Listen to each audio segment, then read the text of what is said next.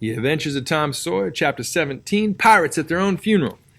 But there was no hilarity in the little town that same tranquil Saturday afternoon. The Harpers and Aunt Polly's family were being put into mourning with great grief and many tears. An unusual quiet possessed the village, although it was ordinarily quiet enough in all conscience. The villagers conducted their concerns with an absent air and talked little, but they sighed often. The Saturday holiday seemed a burden to the children. They had no heart in their sports and gradually gave them up. In the afternoon, Becky Thatcher found herself moping about the deserted schoolhouse yard and feeling very melancholy. But she found nothing there to comfort her. She soliloquized, "Oh, if I'd only had a brass andiron knob again, but I haven't got anything now to remember him by," and she choked back a little sob. Presently she stopped and said to herself, "It was right there. Oh, if I was to do it over again, I wouldn't say that. I wouldn't say it for the whole world, but he's gone now. I'll never see him any more." This thought broke her down, and she wandered away with the tears rolling down her cheeks.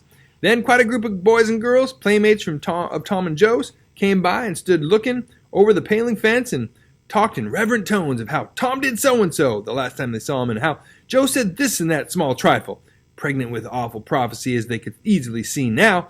And each speaker pointed out the exact spot where the lost lad stood at the time, and then added something like, "And I was standing just as I am now, and as if you was him. I was as close as that, and he smiled just this way. And then something seemed to go all over me like, awful, you know. I never thought what it meant, of course, but I can see now." Then there was a dispute about who saw the dead boys last in life, and many claimed that dismal distinction and offered evidences, more or less tampered with by the witness.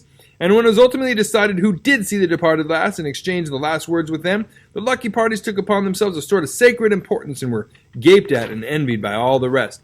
One poor chap, who had no other grandeur to offer, said with tolerably manifest pride in the remembrance, "Well, Tom Sawyer, he licked me once." But that bid for glory was a failure. Most of the boys could say that, and so that cheapened the distinction too much. The group loitered away, still recalling memories of the lost heroes in awed voices. When the Sunday school hour was finished the next morning, the bell began to toll, instead of ringing in the usual way. It was a very still Sabbath, and the mournful sound seemed in keeping with the musing hush that lay upon nature. The villagers began to gather, loitering a moment in the vestibule to converse in whispers about the sad event, but there was no whispering in the house. Only the funeral rustling of dresses as the women gathered to their seats disturbed the silence there.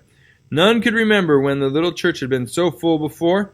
There was finally a waiting pause and expectant dumbness, and then Aunt Polly entered, followed by Sid and Mary, and they by the Harper family, all in deep black, and the whole congregation, the old minister as well, rose reverently and stood until the mourners were seated in the front pew. There was another communing silence, broken at intervals by muffled sobs, and then the minister spread his hands abroad and prayed. A moving hymn was sung, and the text followed, "I am the resurrection and the life."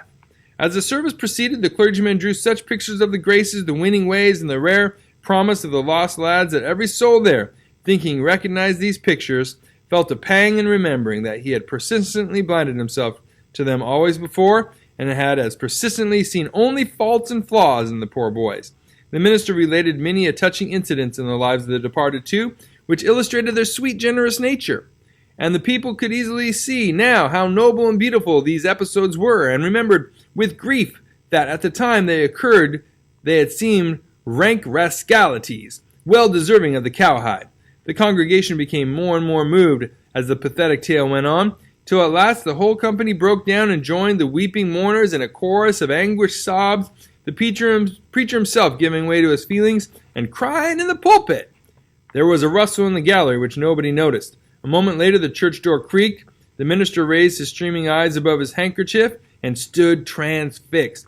First one and then another pair of eyes followed the minister's, and then almost with one impulse the congregation rose and stared while the three dead boys came marching up the aisle. Tom in the lead, Joe next, and Huck, a ruin of drooping rags, sneaking sheepishly in the rear. They had been hid in the unused gallery listening to their own funeral sermon. Aunt Polly, Mary, and the Harpers threw themselves upon their restored ones, smothered them with kisses, and poured out thanksgivings, while poor Huck stood abashed and uncomfortable, not knowing exactly what to do or where to hide from so many unwelcoming eyes. He wavered and started to slink away, but Tom seized him and said, "Aunt Polly, it ain't fair. Somebody's got to be glad to see Huck." "And so they shall. I'm glad to see him, poor motherless thing." And the loving attentions Aunt Polly lavished upon him were the one thing capable of making him more uncomfortable than he was before. Suddenly the minister shouted at the top of his voice, "Praise God from whom all blessings flow! Sing and put your hearts into it!" And they did.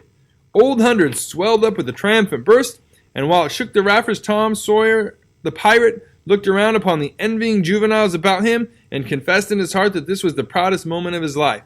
As the souled congregation trooped out, they said they would almost be willing to be made ridiculous again to hear Old Hundred sung like that once more. Tom got more cuffs and kisses that day, according to Aunt Polly's varying moods, than he had earned before in a year, and he hardly knew which expressed the most gratefulness to God and affection for himself.